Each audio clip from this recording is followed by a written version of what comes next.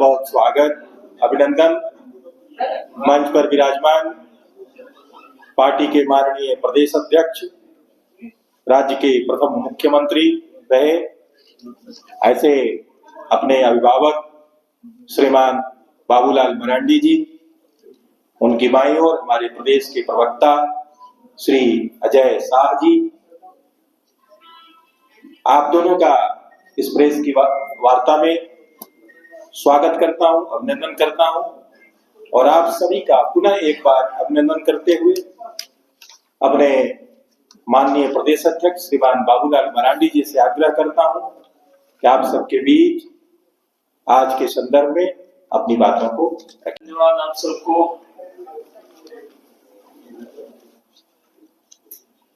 मुझे लगता है कि नए साल में संभवतः शायद पहला एक प्रेस कॉन्फ्रेंस है आप सब लोगों के साथ। क्या सच है ना? एक शायद हुआ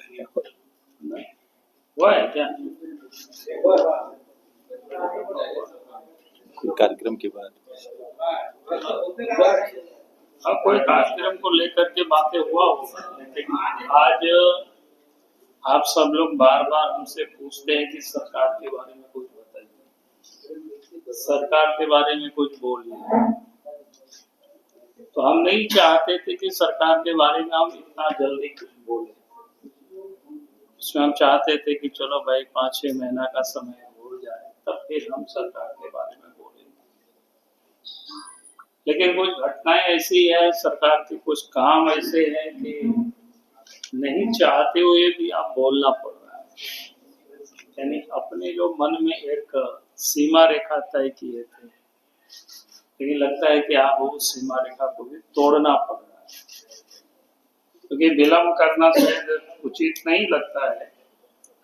इसलिए मुझे लगा कि हम विषय को आप सबके सामने या जनता के समक्ष इसको जल्दी लाना चाहिए, ताकि इस राज्य की जनता को भी ये पता चल सके कि झारखंड सरकार किस प्रकार काम कर रही है, कैसे काम कर रही है।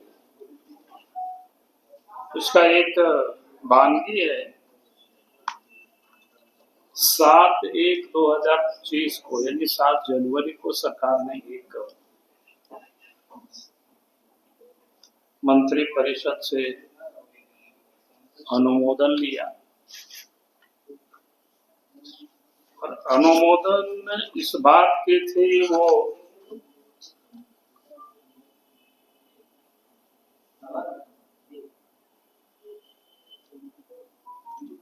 कि झारखंड में डीजी पुलिस की नियुक्ति कैसे हो, उसको लेकर के इन्होंने और उस प्रस्ताव को इन्होंने स्वीकृत भी किया। और उसमें से उन्होंने जो विषय को इन्होंने रखा कि अब बीजेपी की नियुक्ति में पहले क्या होता था कि पैनल बन करके भारत सरकार को जाता था और भारत सरकार उन पैनलों पर विचार करके नाम को अग्रसरित करता और फिर सरकार डीजी पुलिस महानिदेशक की वो नियुक्ति। लेकिन राज्य सरकार उससे बचने के लिए सरकार ने अपना एक रास्ता निकाला और उसमें से उन्होंने तय किया कि भाई उस नियुक्ति में एक अलग समिति यहाँ बनेगी नाम निर्देशन के लिए, और जिसमें निम्नलिखित सदस्य शामिल।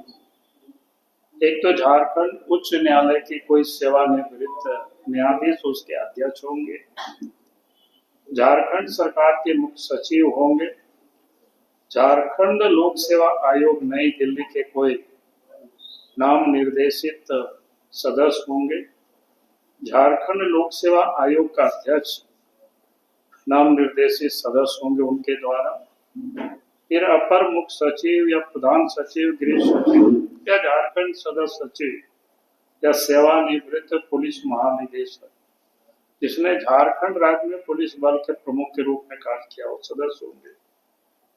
नाम निर्देशन समिति नियम 5 के अधिकार क्षेत्र में आने वाले अधिकारियों में से एक सूची तैयार करेगी जो नियम 8 में दी गई प्रक्रिया के अनुसार होगी तथा नियम 6 में दिए गए मापदंडों पर आधारित होगी। ये उन्होंने उस कैबिनेट के निर्णय में कि इन लोग रहेंगे। लेकिन आप सबको पता है, या मैंने इसमें भी पता किया, तो झारखंड लोक सेवा आयोग के तो अध्यक्ष ही नहीं, तो फिर उसके कोई नामित सदस्य यहाँ होने का तो कोई सवाल ही नहीं पैदा होता। दूसरा, केंद्रीय ये जो क्या बोलते हैं संघ लोक सेवा आयोग के द्वारा कोई एक नाम निर्देशित व्यक्ति होंगे, तो मेरे जहां तक जानकारी है उसमें भी कोई नहीं। लेकिन सरकार इतनी अफरा तफरी में है कि उन्होंने जो डीजी अप्रैल में यहाँ रिटायर होने वाले थे, उनको क्या बोलते हैं नियमित नियुक्ति करके, ताकि उनको और समय तक मिल सके अवसर, यानी 2026 तक, तो उन्होंने कर दिया।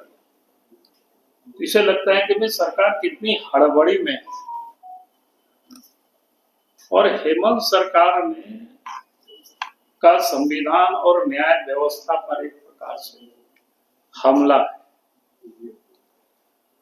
झारखंड की जनता को धोखे में रखकर हेमंत सोरेन सरकार ने सुप्रीम कोर्ट के आदेशों का खुलेआम उल्लंघन किया है। उनकी सरकार ने न सिर्फ संविधान की मर्यादाओं को तोड़ा है, बल्कि राज्य की पुलिस व्यवस्था और प्रशासन को अपनी राजनीतिक साजिशों का हथियार बना लिया है। आज हम इस प्रेस कॉन्फ्रेंस के माध्यम से यह पर्दाफाश करेंगे कैसे हेमंत सोरेन, उनकी सरकार और कुछ भ्रष्ट अधिकारियों ने झारखंड की जनता के साथ विश्वासघात किया है। डीजीपी के नियुक्ति में सुप्रीम कोर्ट के आदेशों का अवहेलना हुआ है। सुप्रीम कोर्ट के आदेश के अवहेलना, यानी सुप्रीम कोर्ट ने प्रकाश सिंह केस 2006 में निर्देश दिया था कि डीजीपी की नियुक्ति केवल यूपीएससी के अनुशंसित पैनल से ही होगी। ये 2006 में सुप्रीम कोर्ट का वर्डिक्ट है। यूपीएससी ने झारखंड सरकार की नियुक्ति प्रक्रिया को अस्वीकार कर दिया। जो सरकार ने उस समय प्रक्रिया जो भेजा है उसको अस्वीकार कर दिया, और इसमें भाग लेने से, यानी ये जो कमेटी में भी भाग लेने से उन्होंने मना कर दिया। फिर भी हेमंत सोरेन सरकार ने यूपीएससी को दरकिनार कर अपनी मनमर्जी से अनुराग गुप्ता को डीजीपी बना दिया, जबकि यूपीएससी की अनुशंसित सूची में नहीं थे। जिनको बनाया है उनका यूपीएससी का जो अनुशंसित सूची है उसमें उनका कोई नाम नहीं था। सरकार ने सुप्रीम कोर्ट के आदेशों को क्यों नहीं माना? जैसे 7 जनवरी 25 को सरकार ने एक आवेदन अधिसूचना जारी की, जो वो भी कोई वैध नहीं था, जिसमें यूपीएससी की भूमिका को नजरअंदाज कर दिया गया। सुप्रीम कोर्ट ने कहा था जब तक राज्य सरकार कोई नया कानून नहीं बनाती तब तक यूपीएससी के प्रक्रिया के अनुसार ही नियुक्ति होगी। यह स्पष्ट है, ये समझने वाली बात है। जब सुप्रीम कोर्ट ने कहा कि भाई राज्य सरकार कोई जब तक कोई नई कानून नहीं बनाती तो ये नया कानून बना सकता था, लेकिन इन्होंने इससे भी बाएं, जिसको क्या कहते हैं, कन्नी काट करके किनारे निकल गए, यानी उसके अनुसार जो नियुक्ति होना था उसको इन्होंने किया। फिर भी राज्य सरकार ने इस बार ध्यान नहीं दिया और सुप्रीम कोर्ट के आदेशों की उन्होंने धज्जियां उड़ा दी। अब हम सरकार से सवाल पूछना चाहेंगे, क्या हेमंत सोरेन खुद को सुप्रीम कोर्ट से ऊपर समझते हैं? क्या झारखंड सरकार एक विवादास्पद दागदार अधिकारी को बचाने के लिए कानून तोड़ रही है? आप सबको पता है कि चुनाव में गड़बड़ी के कारण 2 साल तक उस अफसर निलंबित रहे। निलंबन समाप्त हुआ, इसके बाद जब उनको डीजीपी बनाया तो पिछले चुनाव में भी आप सबको पता है उनको चुनाव कार्यों से बाहर रखा गया था। जैसे ही चुनाव समाप्त हुआ फिर से उनको पदस्थापित किया। यूपीएससी ने जब इस प्रक्रिया को नकार दिया तब भी सरकार ने इस पर आगे बढ़ने की हिम्मत कैसे की? कार्यकारी आदेश और अधिनियम का अंतर नहीं पता, क्योंकि ये क्या हेमंत सोरेन सरकार को कार्यकारी आदेश एग्जीक्यूटिव ऑर्डर और अधिनियम एक्ट में अंतर का पता नहीं है। इसके लिए कोई अधिनियम एक्ट पारित नहीं, कोई भी नियमावली बनता है तो उससे पहले एक्ट बनता है, एक्ट बनने के बाद नियमावली बनती है, लेकिन यहाँ इन्होंने एक्ट नहीं बनाया, विदाउट एक्ट के ही, बिना कानून के ही उन्होंने नियमावली बना दी। कोई भी सरकार सिर्फ एक कार्यकारी आदेश से अधिनियम नहीं बना सकती। अगर अधिनियम ही पारित नहीं हुआ तो नियम कैसे बन गए? यह पूरी प्रक्रिया जानबूझकर लागू की गई थी, यानी एक प्रकार से कहें तो पूरी प्रक्रिया ही अनवैलिड है। भाई आपने जब कोई एक्ट नहीं बनाया तो आप नियमावली कैसे बना सकते? अब हम सवाल पूछना चाहते हैं कि राज्य सरकार ने 2025 की नियमावली को भूतलक्षी प्रभाव से लागू करने की कोशिश क्यों और कैसे की? क्या झारखंड सरकार बता सकती है इससे पहले कौन सा कानून भूतलक्षी प्रभाव से लागू किया गया था? राज्य सरकार के अधिकारियों ने इस अवैध प्रक्रिया को कैसे अनुमति दी? आश्चर्य है, जिसके बैठक में, कमेटी के बैठक में चीफ सेक्रेटरी है, होम सेक्रेटरी है, रिटायर हाईकोर्ट के जज हैं, और इसके बाद इस प्रकार के निर्णय को किया गया और इसको आगे बढ़ाया गया। हम तो चाहेंगे हाईकोर्ट से भी कि भाई इसको सो मोटो संज्ञान लेना चाहिए, और फिर इस प्रकार की जो जजेज होते हैं उनको सरकार के विभिन्न लाभकारी पदों में पदस्थापित किया जाता है।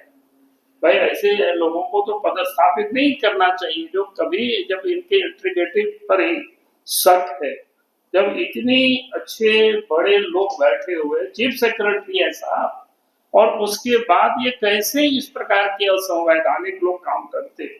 इसका जवाब तो सरकार को देना होगा।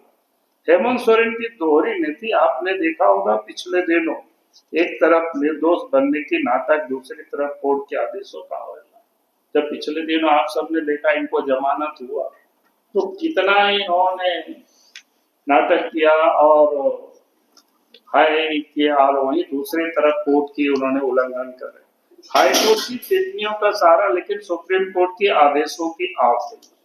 हेमंत सोरेन घूम घूम कर हाईकोर्ट की टिप्पणियों का इस्तेमाल कर खुद को निर्दोष साबित करने का प्रयास किया, लेकिन जब बात सुप्रीम कोर्ट के आदेशों का पालन करने की आती है तो वही खुलेआम उसे तोड़ते। हम सवाल पूछना चाहते हैं, जब सुप्रीम कोर्ट ने यूपीएससी पैनल से नियुक्ति का आदेश दिया तो उसे क्यों नजरअंदाज किया गया? बताना चाहिए इनको। हाई कोर्ट के आदेशों का हवाला दिया जाता है लेकिन सुप्रीम कोर्ट के आदेशों का पालन क्यों नहीं किया जाता है? क्या यह नहीं दिखाता कि यह सरकार संविधान और कानून को सिर्फ अपने फायदे के लिए इस्तेमाल करना चाहती है? झारखंड हाईकोर्ट के पूर्व जज की भूमिका और न्यायपालिका पर हमला है। क्या न्यायपालिका को कमजोर करने की साजिश? झारखंड उच्च न्यायालय के पूर्व न्यायाधीश इस पूरी प्रक्रिया में सरकार के साथ शामिल बताए जा रहे हैं। अगर पूर्व न्यायाधीश खुद राज्य सरकार के इस अवैध कार्य में शामिल हो जाएंगे तो न्यायपालिका की निष्पक्षता पर क्या असर पड़ेगा? बीजेपी मांग करती है कि झारखंड हाईकोर्ट के मुख्य न्यायाधीश इस मामले का स्वतः संज्ञान ले और इसकी जनहित याचिका रूप में सुनवाई करे। हम यह भी मांग करते हैं कि झारखंड सरकार ऐसे पूर्व न्यायाधीशों को किसी भी सरकारी पद पर नियुक्त न करे। हम सवाल पूछना चाहते हैं, क्या यह न्यायपालिका को कमजोर करने की कोशिश है? पूर्व न्यायाधीश की भूमिका की जांच कौन करेगा? कानून का मजाक अनुराग गुप्ता का रिकॉर्ड। झारखंड का सबसे विवादास्पद आईपीएस ऑफिसर डीजीपी बना। अनुराग गुप्ता चुनावी कदाचार में लिप्त थे जिसका कारण 2 वर्षों तक निलंबित रहे। उसके खिलाफ एफआईआर दर्ज हुआ है। अगर यह अधिकारी चुनावी धांधली में शामिल था तो इसे डीजीपी क्यों बनाया गया? हम सवाल पूछना चाहते हैं, क्या हेमंत सोरेन सरकार भ्रष्ट, दागदार, विवादास्पद अधिकारियों के सहारे ही चल सकती है और ऐसे अधिकारियों को महत्वपूर्ण जिम्मेदारी देकर उन्हें बचाने में क्यों लगी रहती है? क्या चुनावों में धांधली के पुरस्कार स्वरूप अनुराग गुप्ता को डीजी बनाया गया है? जो अधिकारी अपने गलत कार्यों को लेकर वर्षों निलंबित जिसकी नौकरी की वास्तविक उम्र सीमा अगले 30 अप्रैल को समाप्त हो रही है, उसे गलत तरीके से बीजेपी बनाने की इतनी जल्दीबाजी और जरूरत क्यों आनी पड़ी? बीजेपी मांग करती है कि डीजीपी के अवैध नियुक्ति को तुरंत रद्द किया जाए। यूपीएससी द्वारा अनुमोदित सूची से ही डीजीपी की नियुक्ति हो। झारखंड हाई कोर्ट के मुख्य न्यायाधीश स्वतः संज्ञान लेकर इस मामले की सुनवाई करें। सुप्रीम कोर्ट इस अवमानना मामले में राज्य सरकार के खिलाफ कड़ी कार्रवाई करे। अनुराग गुप्ता के ताज क्लब की जांच सीबीआई से कराई जाए। हाई कोर्ट के ऐसे पूर्व न्यायाधीश को किसी भी सरकारी पद पर नियुक्त न किया जाए जो खुद सुप्रीम कोर्ट की अवमानना में सहभागी बन गए। इसका अर्थ है झारखंड को भ्रष्टाचार मुक्त और कानून का सम्मान करने वाली सरकार चाहिए, न कि ऐसी सरकार जो सुप्रीम कोर्ट के आदेशों की धज्जियां उड़ाए और अपराधियों को बचाए। बीजेपी इस न्याय के खिलाफ हर स्तर पर संघर्ष करेगी। बहुत बहुत धन्यवाद।